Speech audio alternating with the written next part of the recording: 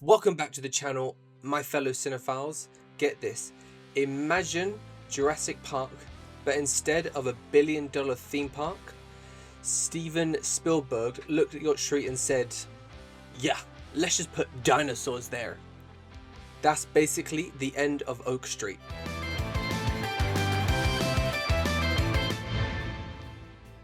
Directed by David Robert Mitchell and starring Ewan McGregor, Anne Hathaway, Maisie Stella and Christian Convey, the film takes a suburban neighborhood and through a mysterious time portal drops the entire thing into a prehistoric era. So you've got families trying to survive, dinosaurs wandering the streets, people desperately trying to figure out what the fuck is going on, and somehow there is still time for a couple of dinosaurs to start shagging in the background. And you know what? I had a pretty good time with this film. I gave it 3 stars on Letterboxd, and I think that's because The End of Oak Street is a pretty enjoyable dinosaur film that occasionally looks good, but underneath all the dinosaurs, there's actually not that much going on with the film. The basic premise is pretty cool though. A normal suburban neighborhood gets ripped out of the modern world and dropped into a prehistoric era. Like, that's genuinely a fun idea. It's not exactly reinventing cinema, but I can't say I've seen many films where you can look out your bedroom window and potentially see a Tyrannosaurus Rex eating your neighbor. One of my favorite moments in the film is when 2 dinosaurs are, let's say, having a private moment, while Anne Hathaway's character is basically standing there and taking a picture while Ewan McGregor is in the background. Like, that was just kind of totally unexpected and made it actually really kind of funny. Like, there's just something funny about like seeing 2 massive prehistoric creatures actually going at it while the human characters are just trying to process like what's going on.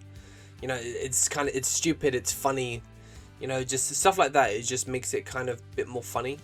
There are a few moments like that throughout the film where it understands that having dinosaurs suddenly appear in suburbia is inherently ridiculous. The relationship between Christian's character and the dog was another thing I really enjoyed. It's actually one of the more heartfelt things about the film. I also think Ewan McGregor does quite a good job with his character. He's basically playing a husband who's trying to provide for his family, but at the same time he's hiding certain things from them.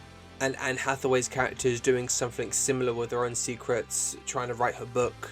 So then you've got this couple who aren't really communicating with each other. And then obviously the universe decides that the best way to fix their marriage is to throw Jurassic Park in their back garden. Unfortunately though, I don't think their relationship goes much deeper than that. It's basically the family in danger dynamic. They don't communicate, something terrible happens, they realize they need each other, they start communicating, and then everyone is happy. It's perfectly functional, but I never really felt like I was discovering anything particularly interesting about these characters. I found myself getting a bit bored in the middle, if I'm to be honest, which is not ideal when you've got freaking dinosaurs. I mean, you've given me dinosaurs, for God's sake. How did you manage to get me bored? And I think that the problem is that the film does really have a good premise, but it doesn't have enough character depth to support it. The family feels like a family because the script tells us they're a family, but I never felt like there was much underneath that. Ewan McGregor and Anne Hathaway both give really good performances, and the kids do a pretty good job too, but I don't think this is either of their best work. They're working with characters that basically there to fulfill their role in a story. The father, the mother, the kids, the family in danger, and then of course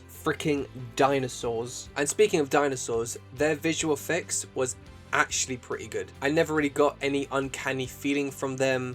They actually felt like part of the environment, and that is especially important in a film like this, because if your dinosaurs look like shit, then you've basically lost the entire reason I bought the ticket in the first place. But thankfully, they look great. There's this one sequence where the long-necked dinosaurs are eating from the trees and the camera slowly moves upwards, and you get a really good sense of scale. And then there are moments where the dinosaurs are chasing the family where the camera movement really puts you in the middle of it, really immerses you in the actual environment. You feel like you're there. The cinematography in general is actually one of the more interesting parts of the film.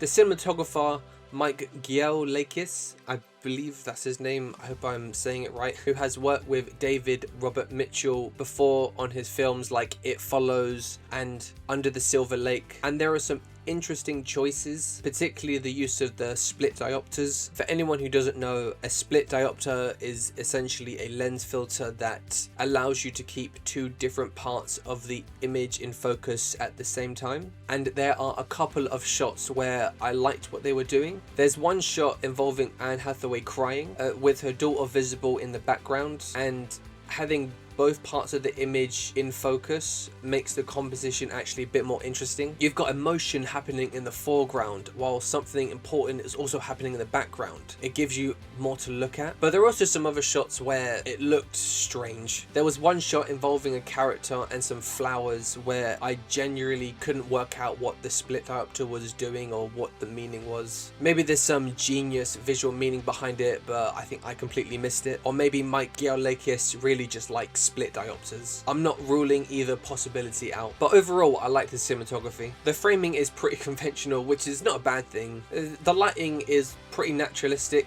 which I actually liked. Kind of makes sense. The suburban world and the prehistoric world don't necessarily have like a massive difference in terms of color palette. And, you know, the film doesn't suddenly go, okay, we're in dinosaur world, let's make everything orange, you know. So like, I think that keeps everything relatively grounded and helps the dinosaurs feel like they're actually in a real place. You know, you still have this normal looking suburban environment where the houses look normal, the streets look normal, the lighting feels natural, and then there's a fucking dinosaur just standing in the middle of the street and you're just like, what the fuck is going on? That contrast does a lot of the work for the film. And obviously when you've got a film like this, it's impossible not to think about Jurassic Park, especially because David Robert Mitchell was directing it. And while I haven't seen any of his other works to compare this properly to his previous films, there's definitely moments where I could probably feel a Spielberg influence. This is definitely not on the same level as Jurassic Park, but I would probably put it as like just a level below. And that's not necessarily a bad thing, because I don't think The End of Oak Street is trying to be like Jurassic Park. I think it's just trying to be a fun adventure dinosaur movie, and when it remembers that it's just that, it's actually pretty enjoyable to watch, because the entire neighborhood somehow got transported back in time, and the film never really gives a satisfying explanation of how that was actually formed, which is one of my biggest complaints. And it's what's even more convenient is that the characters always seem to find the portal whenever the plot needs them to, and it's almost like the portal is just sitting there waiting for the screenplay to say, right, we need to get back now, and suddenly portal appears.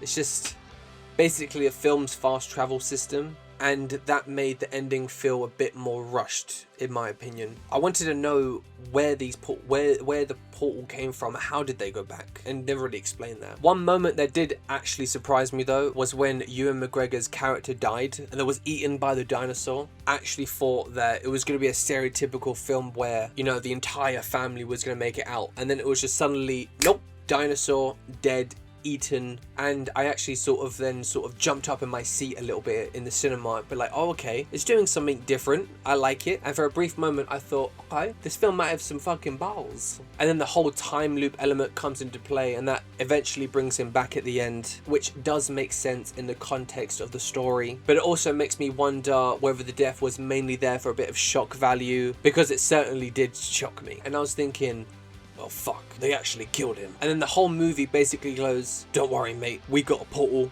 we're gonna bring him back. The ending itself was okay, I guess. The family is reunited at the end. Anne Hathaway's character calls Ewan McGregor's character to deliver pizza, which is outside the transport zone, and then everything sort of wraps up. But I just didn't feel like the emotional payoff was quite there for me. It wasn't bad, it just felt rushed. And that's basically how I felt about the whole film, really. The dinosaurs look great, and there are some genuine funny moments. The cinematography had some interesting choices. The cast were good, and the premise is quite fun, but I don't think the film has much underneath all of that. Family dynamic is pretty predictable. The music didn't really stand out to me that much, and somewhere around the middle of the film I was getting a little bored, which is a sentence I thought I would never say about dinosaurs being in a suburban neighborhood running around and making amok. So is The End of Oak Street bad? No. Do I regret watching it? Absolutely not. Would I recommend it? Yeah. If you've got nothing else to watch and you fancy some really cool dinosaurs running around a suburban neighborhood, why not give it a go? Just don't go in expecting the next Jurassic Park, because Steven Spielberg can keep that crown. He's earned it. The End of Oak Street is basically a fun dinosaur movie with some impressive visual effects, a few great filmmaking moments, and a story I wish that had a little bit more meat on the bone.